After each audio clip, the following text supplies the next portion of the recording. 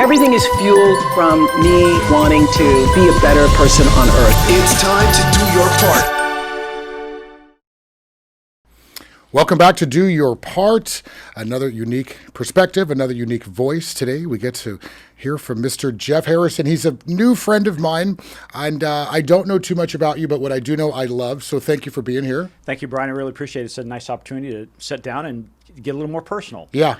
And, the objective with this podcast and with having you here today is to kind of get your perspective, right? Learn a little bit about you, your background, and then kind of how you feel about what's going on today, right? And then maybe how that might affect your day-to-day if it does at all. All right? Yeah, cool. Yeah. Cool, let's do it. Cool. So tell us a bit about your background, where you're from, things of that nature. Well, I always say, I've said this for years. I'm just a kid from West Texas. Mm-hmm. And growing up in West Texas, my dad was in the oil field business. We moved around a lot, so I didn't live there all the time. But I remember, those years that are impressionable when I was in, 5th and 6th grade. I was there. And it was at a time, Brian, that, I came from Wyoming, which was predominantly a white environment, and then we moved down there and in Odessa, Texas, and now I was on a bus going across, as we said back then, on the other side of the tracks, and I was probably one of maybe a handful of white kids in there. And so I guess I looked at it as when I saw racial prejudice, I saw it in a reverse role because I was the outsider. And so it was interesting, but then I realized, we were just kids. There was only one kid. His name was Larry Johnson. I will never forget him. And Larry was a bully, but it wasn't just a bully to me. It didn't matter. He was just a bully. And I started realizing at that very early age that we're all just people. Yeah. And it doesn't matter the color of our skin, the ethnicity, or what shape of our eyes. We're just all just people. And I started, even at that young age, kind of thinking, let me get to know you as you, and it doesn't matter. If you're a good person, it doesn't matter. And let me jump in real quick. Go ahead. So was that something that just came naturally to you, or was this maybe something that your parents were firm with you about? I guess it was one of those things. It's one of those things. My dad was always one of these guys that said, if you want to learn to swim, let's go for a boat ride and throw you in. And you had to learn to sink or swim. And so I had no choice but to get on the bus. And so I figured it out at a very early age. And I think now here, just a few years later, that's my life. I just had a meeting with a client, and they were telling us about some challenges they were having. And the next thing I thought is, figure it out, Jeff. Figure it out. Help them stay afloat. And so I guess, Brian, I figured it out because I didn't even know what questions to ask back then as a kid, right? I just knew I had to go to school. I had to make it work, and it didn't matter if they were Hispanic, they were black, they were Chinese. We were all just kids, and we had to go to school together. Well, okay, so that's interesting, especially living in Texas, right? Yeah. Right. So then, if you can remember, when did you become aware of racism or prejudice? Well, it's, now as I think back, I guess I was probably blind to it because I knew when I moved away as a kid and went to college that some of the slang terms that I grew up around from my dad, my stepdad, and the people that were around were very racial. Were very negative. And you're not talking about the N-word. You're talking about other colorful words. Other things. Like my stepdad was from Louisiana. And so he would say things, and for most of my life, he would say something. I'm like, I don't even know what you mean. Right? First, I couldn't even understand him. And then he would say something like pickaninny or coon. Yeah, I'm going to get on you like a buzzard on a gut wagon. I'm like, what is that? I'd never heard of that either. And I'm like, oh my God. And, he'd say, I'm going to get on you like white on rice and, that kind of thing. And then, little things like things that we hear that now I would rarely, only maybe intoxicated, I might say like, well, I need to Jew somebody down, right? Or, those type of things. So I guess maybe when I was probably like, 14, 15 years old, I started noticing that kind of thing and realizing, wow, that it does. I'm starting to say things that aren't right for everyone, and I didn't want to be part of that. So I guess I kind of I'm going to say, neutralized my language a little bit. I still had that feeling of like, I look at Brian as a person, not as a black man. I look at my pastor at my church as my pastor, not as a gay white man, right? And Which, if everybody did that, we'd fill in the gap real quickly. yeah, and hey, I'm no saint. I'm no saint. You know, I make mistakes, but I try to put that on that saying, if you cut us, we all bleed the same. Yeah. You strip off the color, we're all have bones and all that kind of stuff. And so it's really what comes out of your heart and soul is what I'm looking at, Yeah. and not so much the How you color treat of your skin. and how you treat me and other people. Yeah. So you said Jew someone down. You don't use that term anymore. I don't. Right. No. Was that conscious for you? Did you say, okay, I'm not saying this anymore because I know what it means? Well, yeah, because as a kid, you didn't really know what that means. Right, I you knew it just was hear supposed it. to be to bargain, right? But then all of a sudden, we moved from Texas, and I moved to Arizona, and all of a sudden I had Jewish friends. I lived in a Jewish community, and all of a sudden I'm going, well, I just have to negotiate. I couldn't. You had to retrain your brain. I couldn't say that. And even now, I think of that, and while it might sound derogatory, it's also a compliment to that particular sect because they were really good at negotiating. And so, but hey, as a kid, I didn't even know what it meant. You know, I didn't realize it was a negative connotation. And fast forward, and I used to invest in real estate heavily around the country, and we had property in Mississippi. And I remember one day, and this was probably 10 years ago, and I met my broker, and we went to lunch. And all of a sudden, I realized in the Deep South, there are still slangs and terms that are very like I was uncomfortable with, because she would say something like, and I don't think she didn't even realize she was being that way, but she would say something like those people, or we're looking at a property across the tracks. And I'm like, wow, I've been gone a long time because that still is there. So I guess, that kind of brings us into what's going on today is like, am I aware it exists? My head's not in the sand. I realize it exists. It doesn't exist in my, I'm going to say, immediate life, but I know in Mississippi it's there, in Texas it's there. Does it need to be helped? Yeah, it does. It does. Interesting you say it doesn't exist in my life. And I think that that is a big part of the problem for a lot of people. And just it's kind of human behavior. If it doesn't affect you directly, you don't really put a lot of thought into it, right? So given the times and seeing what's been happening now lately, are you wanting to do something? Yeah. Find a way to get involved? Yeah, it's interesting. I can't tell you how many times I have a conversation in my head about, what's my role in this? And one word I live a lot by, and I try to do this, is responsibility. And, I think, okay, what is my responsibility in this? And if mine is to come here today and have this conversation, and that starts a level of responsibility, like, Jeff, I need to stop thinking about it in my head and say it out loud, and let people know that I'm not out marching and protesting, and yet I still support some of the things that are going on, that everyone should be treated fairly, and we all have responsibilities. And I think one of the things that when I think of responsibility is I take 100% responsibility.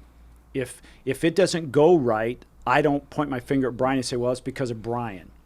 It's my fault. It's my responsibility. So, and a lot of people do live in this victim kind of space and culture, right? So you're talking about what is my role in this and my responsibility. What sets you apart from everybody else? Because I feel like my mother instilled in me at a young age that you need to be volunteering, being active, doing something to do your part. Shameless tag. But why? And what's different from somebody else who really is just kind of consumed with their own day to day? Well, let's face it. I mean, the world is moving so fast, Brian. It's real easy. It's real easy to get caught up in that. Somebody is just trying to get through the day to pay their mortgage so they can go home and watch a Netflix, go to bed, and do it again. To me, that's a treadmill I don't want to ever get on. I've been there, done that, and I'm like, okay, I don't want to do that. So for me, if I look at it and say, what did I do today to make today better than yesterday? Even if it's just one little thing. if it's coming in and talking to you, or if it's leaning over and picking up a piece of trash. I always think, what's our role in that? There's 7.5 billion people. If everybody every day just picked up one piece of trash, we could conquer this thing. And so if we could, my role is and I haven't seen it. Okay, I haven't, and again, we are in this whole social distancing and isolation kind of thing. But my role would be to say, hey, if I saw someone not treating you fairly, my role, my responsibility to say, hey, hold on a second. You're making a judgment based on something that you don't know anything about. You need to know Brian first and then make a decision. I love that response, because I think I kind of threw you kind of a very wobbly question, but that's an action, and that's what we're looking for, and that is really what I wanted to hear from you. And what more can you do? You can't just go jump on a soapbox and start screaming, right? You got to find ways to be able to get involved and help, and that is the best way. Is if you see something, act, do the right thing. Don't pull out your phone and record. Don't just witness. Get involved. Act. I'm glad to hear that. Yeah. Random, I'm going to take a left turn here. So your last name is Harrison. I'm positive that you identify as white. Have you ever been told that you look Latino? Have you ever done your ancestry DNA? Tell me about that. Have you ever experienced racism from somebody that might think that you are not white? Yeah, here's an interesting situation. You asked me before we started, is there anything off the table? Geez, I didn't think of that one, but this one would have been one of those off the table, but since you asked, when I grew up, I didn't grow up Harrison. I grew up with a Latino last name. My mom and dad, my dad was third generation from Spain. Okay. And my mother being white, and it was always one of, and so I guess maybe I think about this. Geez, I haven't thought about this in decades, Brian. Good, that's why we're here. Is that was something that I guess there was some judgment made on me because of my last name. And it was a last name that was it was not easy to say.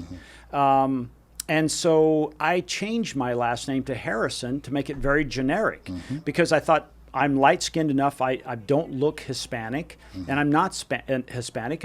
My lineage is from Spain. And so yeah, have I ever had that? Absolutely.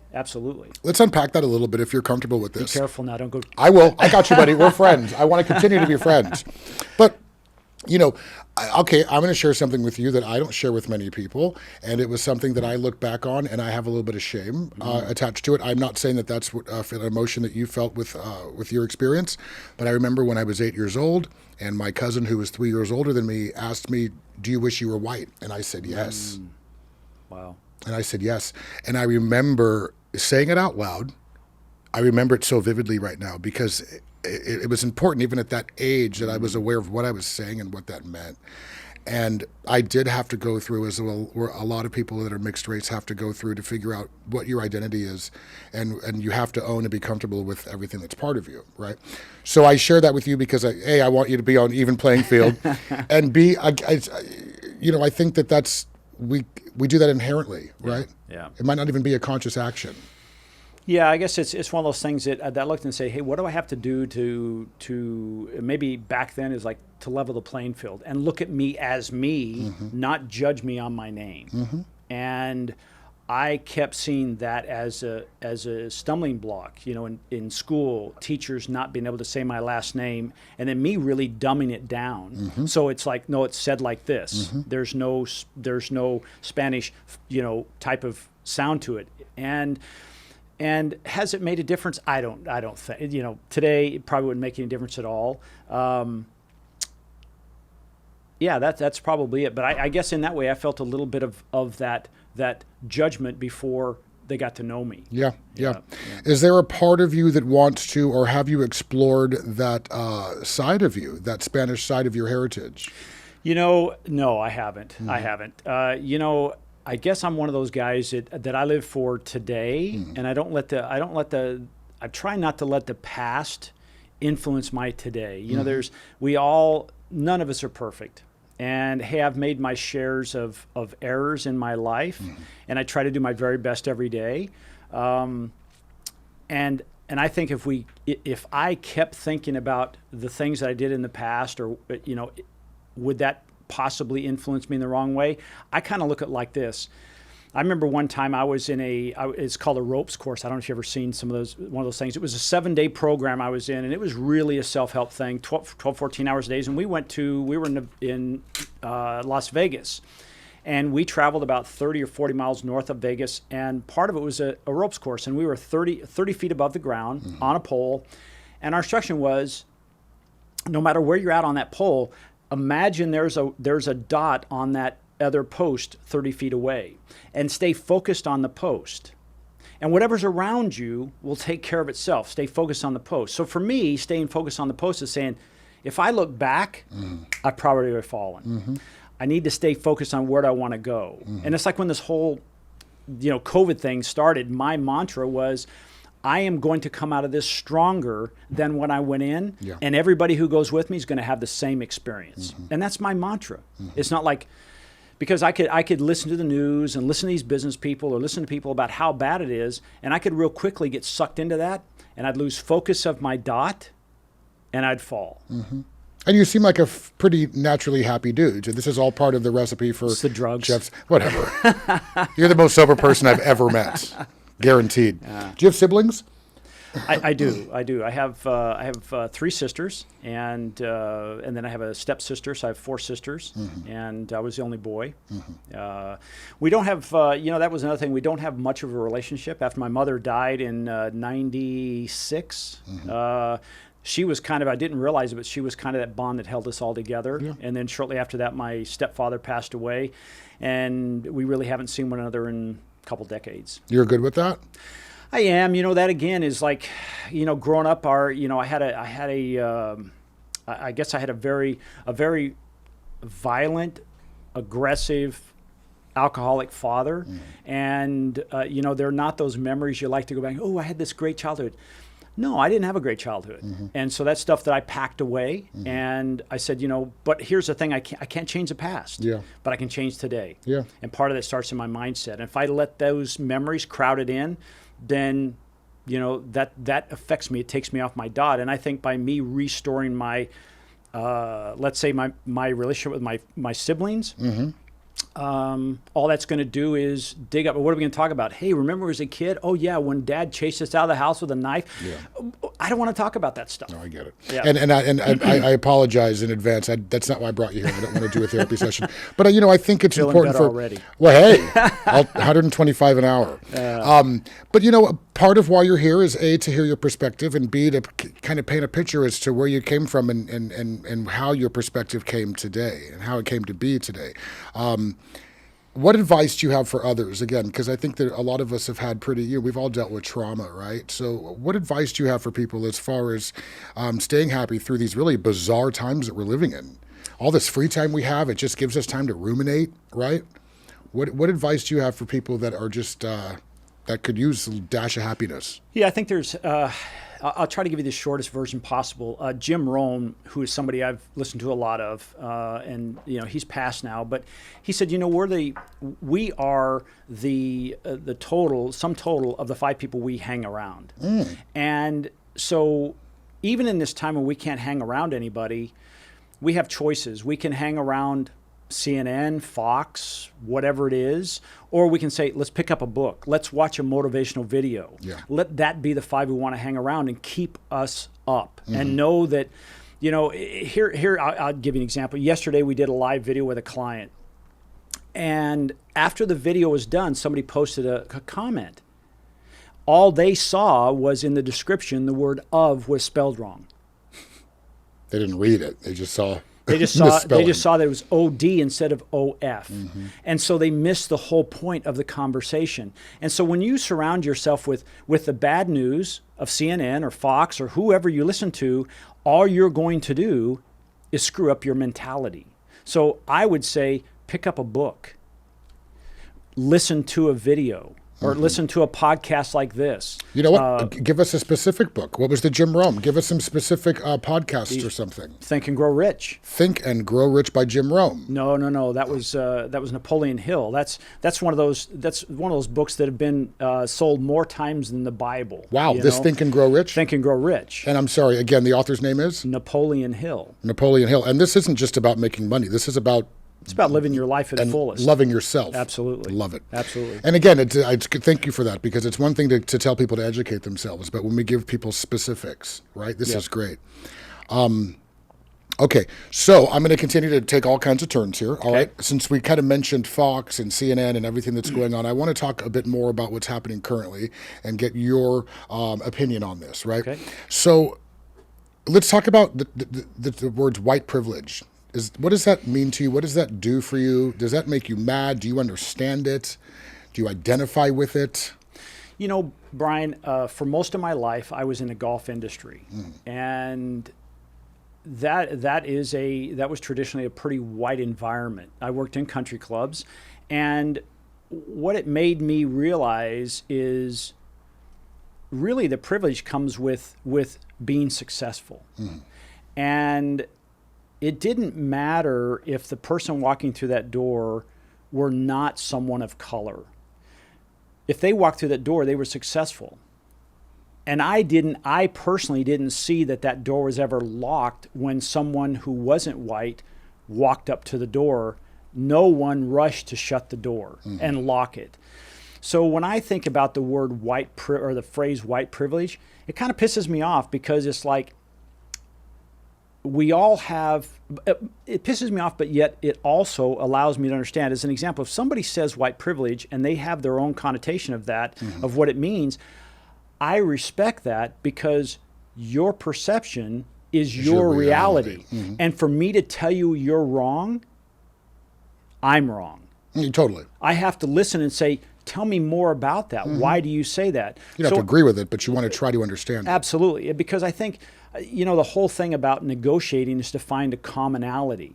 Not to prove that I'm right or you're wrong, but to find a commonality. So when we say, hey, I don't 100% agree with you, you don't 100% agree with me, but we agree on these points, and we can now walk forward as a united front. Well, that's how things used to be before social media. It was like, you don't speak about religion or politics at a table. You would walk into a space and know that probably half the room wouldn't agree with you, but you wouldn't go there, Right, you know? right. I want to really unpack this, because when people say white privilege, and some white people that might say, oh, I understand that and I get that. Can you think of some examples of what their examples of white privilege might have looked like or been?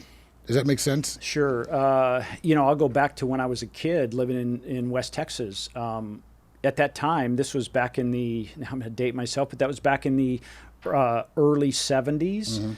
And where at that time, Brian, a black person could not eat at that restaurant. So there was a white privilege. There were conditions where a white person, a black person could not come into this environment.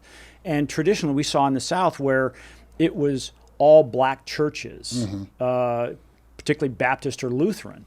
And if you went to church, it was typically an all white church, or let's say similar ethnicity. So I saw that. But I guess at that time, again, I didn't think of the words white privilege. Right, because that's so heavy. That's really segregation, is what you're kind of explaining, right? Yeah. I had some friends on the other day, and they had some good examples of how they experience white privilege in their own day to day. So I think hearing you talk about the golf world, I'd be curious to know how much time you've spent time outside of the golf world, but I get your correlation and the connection with what you've seen, right?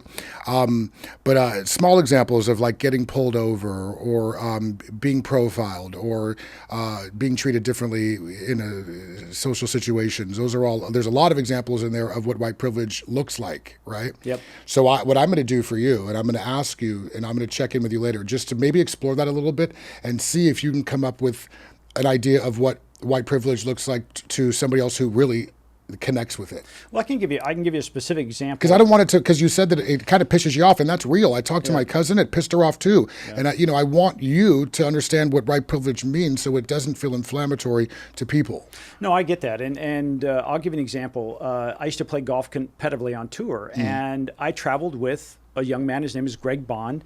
And again, Greg is a black man, but he was my friend. I didn't think of him as black. And this is how real it got. Right, because you had to have witnessed white privilege in these moments with your friend. Yes, so here's what happened. We were in Canada, in Western Canada, in BC, and we traveled in a motorhome. We had a nice motorhome. We traveled, and we walked into a store. And when we walked in, there was a lady that was down putting, stocking or whatever. And we were looking for someone, couldn't find it. I said, "Excuse me, ma'am, can you help us?" She said yes, and then all of a sudden she looked up, and she almost fell down because she got scared. Greg and I went back out into the motorhome, and we laughed like, "Oh my gosh!" Now I look back at that and think, did he really laugh? It's not funny. See, and I didn't, but because you kind of have to. He probably did. We felt so bad for her because of the level of ignorance. Right? Yeah. And then Greg's family lived in Milwaukee. And we went across the country of Canada in our motorhome, and we had a little bit of a gap, so we dropped down and we visited his family. And I'd never been to Milwaukee. And here's something I didn't realize. I didn't realize Greg was black until we were in his family, because Greg is like you, he's light-skinned. And his family, very dark-skinned, and everywhere we went, there were black people. Yeah. And I was okay with that. But it was a little bit of like, there was probably a little flashback of when I was a kid and the first time I was the only white guy there. And I look back and say, those people are all good people. But it might have made you a little uncomfortable at first. There was until we got going. And his mom I knew his mom and his dad, and his brother was a magician. I loved that stuff, and all this. And they're great singers, and that really pissed me off because they could also dance, and I couldn't do either. Please, that's what we do, amongst other things, by the way. So you didn't get me started. Yeah. So anyway, white privilege. Yeah, I kind of saw that, and right. Yep. No, well, that's a beautiful example. Yeah. And the fact that you had a friend who was a person of color that was like your bestie, right? Yeah. So I can guarantee you that if you sat and thought about it, you could have sheets on sheets of examples. Probably. Yeah, there's no doubt about it. Yeah. I guess every time we stepped on a driving range, no matter, even though we played tour golf, and he walked up there, if he was the only black guy, I know that people in that environment were looking at him in a different way now. And I didn't think of it then. But it's really about the allowances that you might have and not be aware of. And that's the really interesting thing about white privilege is you have to have an aha moment. Like, oh wait, okay, now I see what that looks like, because you don't know what you don't know. You're moving through life with your own perspective, right? And in your own experience, right? For me, like, here's a really interesting example, and I hate when this happens. I've done a lot of business in my life, and I'll set up a meeting, and I'll have somebody with me who's white, and I will go to speak to the person. I'm the point of contact, but they keep talking to the person next to me, and I'm like, hey, first of all, I need you to speak to me because I'm making the decisions, and you already know this, right? So they can't really help it. It just happened to me just a few weeks ago when I was road tripping. I checked into a hotel, and I was the first person to walk up to the guy at the check-in, receptionist, and he starts talking to the people behind me. So I just walked out. I didn't say anything. I didn't go to Yelp. I didn't flip out. I just walked out because it's really important that I don't take that energy and stretch it and fester on it. So that's what happens. But this is every day for a lot of people of color. So anyway, a little tangent there, but I think that you kind of get where I'm going with that, you know? Yep. And that's a lot of what we're doing with this podcast is trying to just get people to say, okay, like you said, I wrote it down. What's my role in this? Yep. Brilliant. Well, part of that, Brian, is there's a program, and you may be familiar. It's called Revolt TV. And for me, I'm going there so I can be educated, because I'm not educated on how people feel about what's going on. And when I hear parents talk about the conversations they have to have with their children before they send them to school every day. Be more specific. Like, now make sure that you don't wear your hoodie. Yeah. Right? Yeah. Make sure your hands are always out. Your hands are always out. If somebody says yes, sir, something, no, sir. Yeah. And I'm like, even thinking about that just have God bumps on my arms, because I think back, I'm like, hell, my parents never said anything like that. They just said, what time are you going to be home? That was it. Or do you have your lunch money? It was never that. I'm like, how did that start? How did that start? And to me, it's like, I always think of like breaking the chain. You know, there's craziness in the world. Like, okay, like, you know, if somebody's an abusive parent, that has an abusive parent, you need to break that cycle so you're not an abusive parent. Right. So if we're having those conversations, we keep having those conversations with our kids, is that perpetuating that next generation? And that's the part I think, Interesting. Well, because that's all they know. So they immediately walk out of the house with this preconceived notion that if somebody comes up to me, this could happen. And I believe thoughts become form, that you're going to attract that. I get it, but let me tell you, here's my rebuttal to that. And I totally get what you're saying, because I agree. It's about manifesting. That's why I don't carry weapons or a gun. It's like, you know what I mean? Because you might be bringing that energy in, right? Yep. When my mother had what I call the birds and the bees conversation with me, and we talk about this a lot on the podcast, I learned very quickly what I needed to do and who I needed to be. And those words were like gold to me. So in the sense that, A, I knew how to respect people. B, respect your elders. C, golden rule. But knowing how to be armed in those situations mentally was priceless. Yeah. So in situations where my white friends, or I've been pulled over several times with people of different colors around me, and my white friends want to speak up and this is bullshit and give me your badge number, everything my mother taught me, everything I've known has worked to my benefit. Okay, so I get what you're saying, but I want to say that luckily I never had that idea where, okay, now I'm nervous, now I'm paranoid. I always felt prepared. Okay, good. You know what I mean? Yeah. And when an officer came up to me, I know I've always spoke proper. I'm going to look you dead in your eye. I'm going to speak to you with respect, and I'm going to leave safe. See, I think that part is great. Hopefully. Yeah, and see, I think that part's great. And what I would like to pray that is correct is that is the majority. That when those conversations are happening, that's the majority, not the minority, that all of a sudden they walk out and say, right, the police are the enemy. I get it. Right? Okay, well, look, and I get what you're saying, and truth be told, I would dare to assume that most men who've had this conversation, like I did with my mother, same attitude, was that this was to benefit them and keep them prepared, not to plant a seed and to make them scared. Good. But I'll tell you this much, and you know this, right? We don't need those conversations from our parents to know that the police scare us, right? Yeah. You know what I mean? Those lights go on, I don't care what color you are. Well, that's another conversation we have. And some people can get pulled over and they don't get scared, right? And I think that even I have some privilege in the sense of me being mixed race. When I get pulled over, I have my heart might pump a little bit, but I'm abiding by the law. I'm licensed. I'm insured. I'm registered. What's going on? Here you go, buddy. We can talk all day. Yep. So I'm different, right? And even my own, and I talk about this in the podcast often, is that I have my own privilege attached to being light-skinned, as we call it. It's true. Yep. It's really true. Are you okay so far? How you doing? I feel great. Do you? Yeah. Do you feel exposed? No, I'm good. I'm good. All right, now we're really going to expose you. No, I'm just kidding. So as we continue our conversation, one thing that I like guests to do is two things. One, towards the end of the podcast, you're going to give some solutions to listeners as to how they can just kind of self-explore. And you did already, which is great, with some names of some books and authors, and also Revolt TV. You kind of accidentally suggested that, or maybe intentionally, but I'm going to ask that of you. But I also want to know, is there anything that you want to add? Right, here's a platform, we got some great listeners. Is there anything you want to add?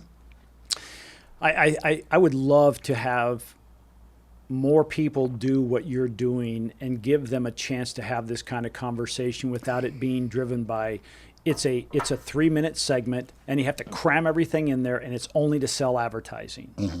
It's a conversation to find out, hey, how do you really truly feel? Let's dig deeper in that. Let's find a solution before you leave, or a solution that works for you that may work for 1,000, 100,000 other people.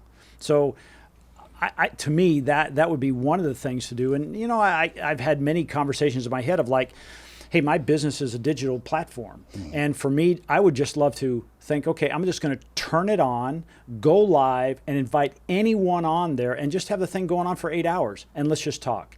You come on for as long as you want, you leave. Let's talk this out. There's no need to throw a TV through or throw a rock through the window and take my TV, or me to use slang terms. Let's find out that we are just people. And at the end of the day, if you're a parent, you want to know your kids will be safe. You want to know your kids have opportunities. You want to know that they have the same opportunities as the kids on the other side of the track. And I think we need to talk about that. And I think also, this may be controversial, but I think we need to realize that I don't care who they are, white, black, police, it doesn't matter. There's always a bad seed in there somewhere. And I think if we could get off of that of, well, all and fill it in are always like that. So, okay, so what do you have to say to All Lives Matter or Black Lives Matter? Yeah. Well, I feel like we're dancing around that a little bit. Well, here's the thing. As I have heard through this, and again, I haven't done my own research, so it's only it's my opinion based on what I've heard. So I don't want to perpetuate a lie, but as I've seen it now many times, showing where the money goes, I don't support Black Lives Matter because it's really not supporting black lives. Okay. And this is what you've learned as far as trying to do the research as far as the organization is in a whole. Yes. Okay. Yeah. Now, what do you have to say to the term Black Lives Matter aside from said organization? Totally. Absolutely. I understand that. And I think we had this conversation maybe a week ago. And at that point, I can't tell you how many times I said, well, wait a minute. Don't all lives matter? And I think the answer is yes. But in this case, we're saying, but the perception, going back to that's a reality for a group of people, is it appeared that their life didn't matter. Shame on me. If I ever did that, shame on me. And so we need to make that a human consciousness, not just the United States, around the world, because this isn't a United States problem, gang. And I think we need to get off of that. Is all lives matter, including black lives. And we need to realize right now that is a pain that needs to be nurtured and healed. And if we can do more of this, then that's what we need to do to make it happen. Amen. Thank you. Does that make sense? Well, it does, because I feel like you have such an interesting perspective. So I think that as far as both sides of the tracks, which we've talked about, you understand, right? It makes me nervous when I hear people talk about the organization of Black Lives Matter and where the funds go and stuff like that, because I feel like, we're losing the cause. We're losing the message. But you got it, and you get it. And that's all I think that men of color or people of color or anybody that has concern, allies included, it's all we can ask for people is just to understand that there's a group of people that are in need, and let's take the time to understand what's going on and see if we can help, because that's the right thing to do as far as being human. Absolutely. Right? Maybe black, brown, yellow, orange, purple. Yep. Right. It used to be a time, Brian, when we were growing up, is if a neighbor needed help, we just walked over and helped them. And today, it seems like almost like a neighbor needs help. Well, wait a second. Are they Republican or Democrat? What are their beliefs? Nah, I'm not going to. That's, excuse my expression, that's bullshit. When did that change, right? You've got a few years on me, right? We all have our idea. Is this because of social media? When it was, before that, is when it became 24/7 news and they had to make stuff up. Why do people feel the need to make a flippant decision? Why can't you be in the middle? Why can't you be gray? Why can't you be vague? Why do you have to be left and right? Why can't you be Switzerland? Not you, but in general. Yeah. Because that message doesn't sell. Controversy sells. You know that. I mean, come on, you know that. No, I do know. And what I don't like about, and I hate hearing those things because everything's an eye roller nowadays, because it's just the underbelly of our culture, and everything leads back to greed and money. Well, this is the cool thing about now is we don't have to ask CNN. We don't have to ask CNB or CBS. Right. We just do it. We control the media, and I think we That's a good point. We don't have to ask permission, because when I walked in here, I didn't see that I had to sign off on anything, or there was any suits out there besides Mitch, and nobody said, okay, now make sure you don't talk about this. Make sure. No, that's the coolest thing. And I realized this in my business maybe 9 years ago, when I said, hey, if you think NBC and CBS controls the message, you are sadly mistaken. It is just now, it's at the peak. Yeah. And now we have control. I see your phone over there. At this point, you could turn it on and you could create your own message, and you could get it out to the rest of the world. Which is what we're doing now. So I think it's one of those things where we have a unique, unprecedented opportunity to say what you just said. We don't have to be right. We'll go to, there's a saying that says, it's an African proverb, says we can go fast, or we can get there fast going alone. We can go farther as a team. Yeah. So we need to say, hey, we're on the same team. We're team human. Yeah. We're team world. We're not going anywhere. I know. We want to go to the Mars, but it isn't happening with the big group. I mean, that's still space age stuff. We need to take care of each other.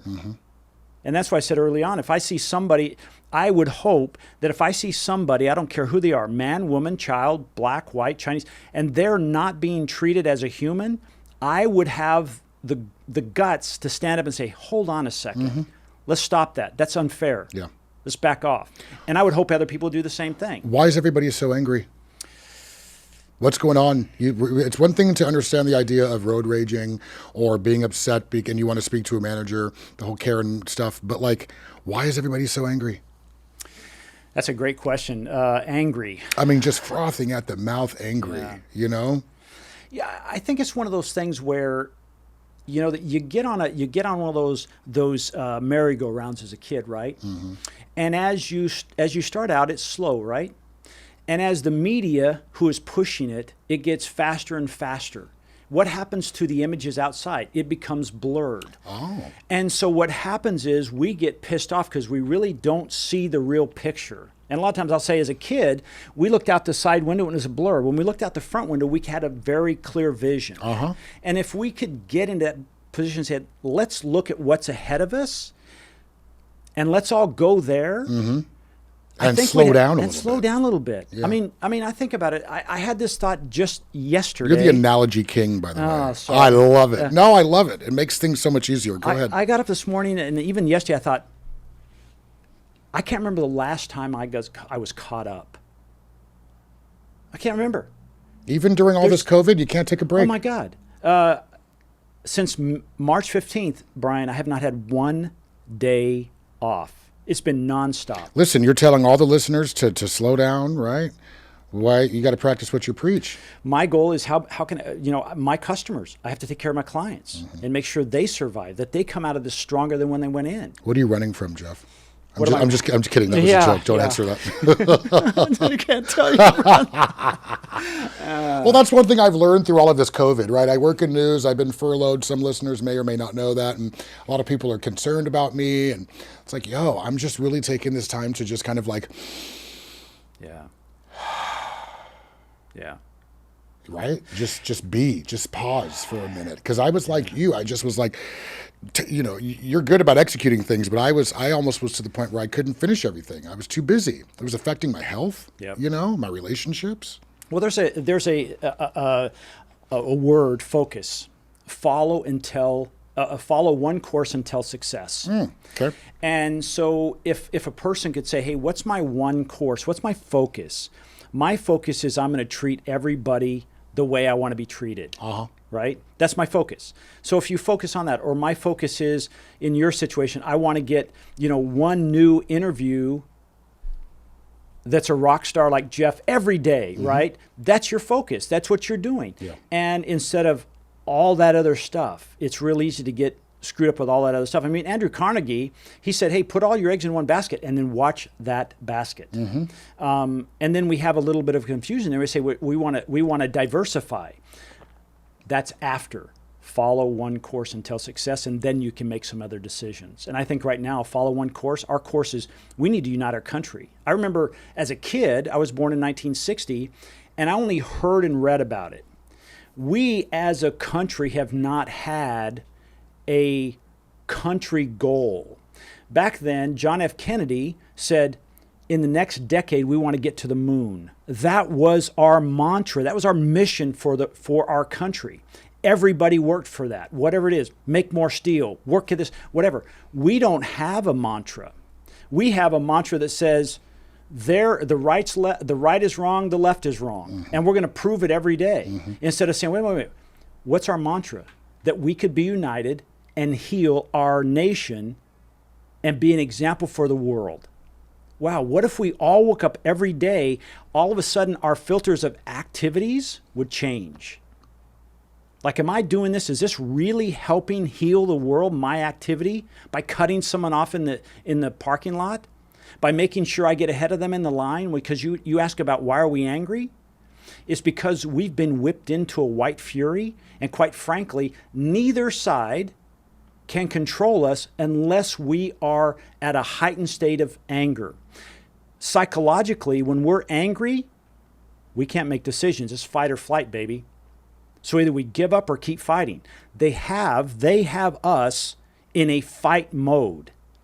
So there is no conversation. That's why, you walk into a group in Seattle in that 6-block area that they had held off for a while.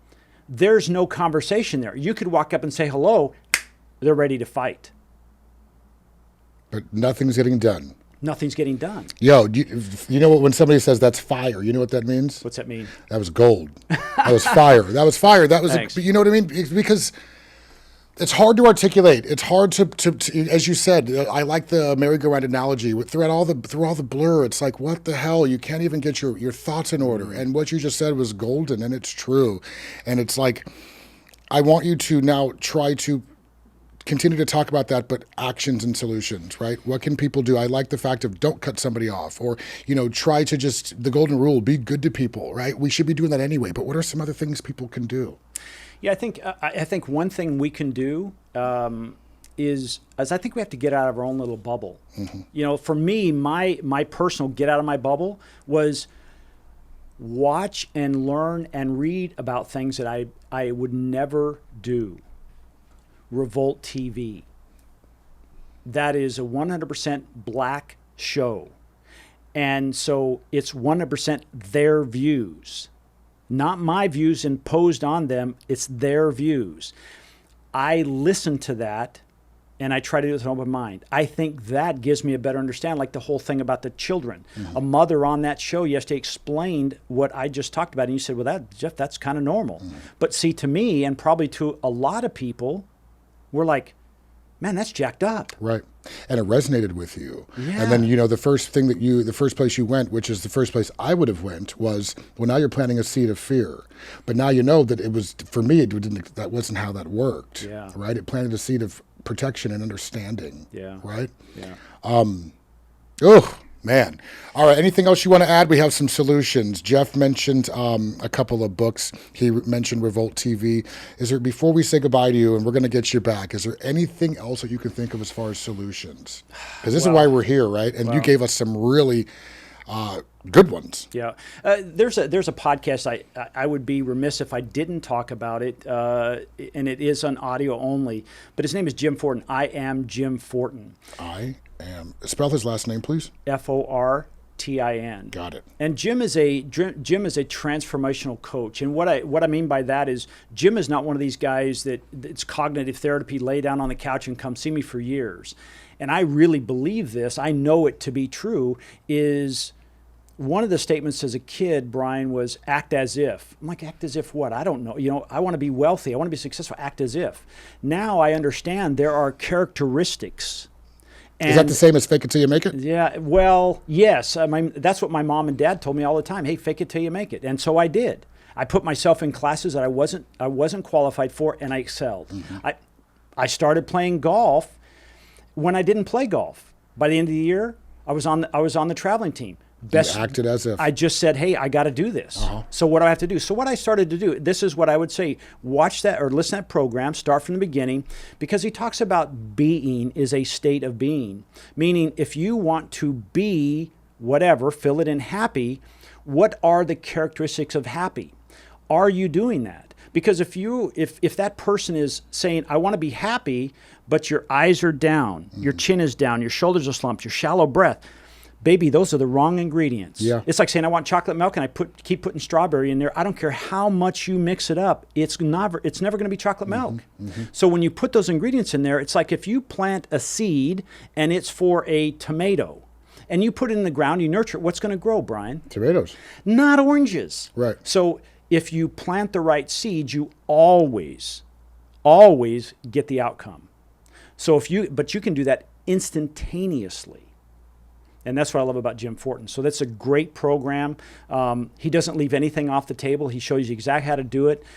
He's a great guy, Jim Fortin. I am Jim Fortin. Instantaneously. That's what we want to hear. Yep. I'm really grateful that you're here. Motivational speaking, is that something that you've ever done? Done a little bit. I used to speak a little bit. I probably did my longest stint. I did it because I love working with kids. I did it with the First Tee of Coachella Valley.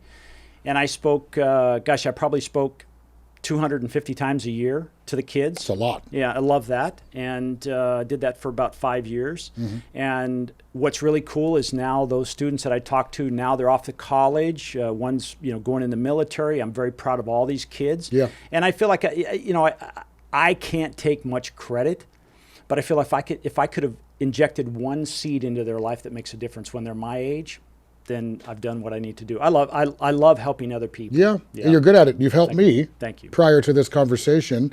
And again, this is you doing your part. You're leaving a legacy, and I think it's fantastic. So where can people find you? Is it social media? Is this something, are you encouraging people to find you or no? Yeah, you can find me. It's just Jeff Harrison. I've got a Facebook page. On Instagram, I'm the Fairway Executive. Okay. That was kind of my platform. I would put out consistent content. You can get me at Jeff@SwingPoint Media. That's my email address. And I'm not going to give you my home address, but Don't worry. I'll give it to you. I know where you live. Don't worry. Revolt TV, Think and Grow Rich. I Am Jim Fortin podcast, Picking Up a Book. All great, beautiful, original examples of how you can get involved and do your part. A big thanks to Jeff for being here. A big thanks to you, all you loyal listeners. Have a great day. We love you. Take care of each other. thanks, man. Of course.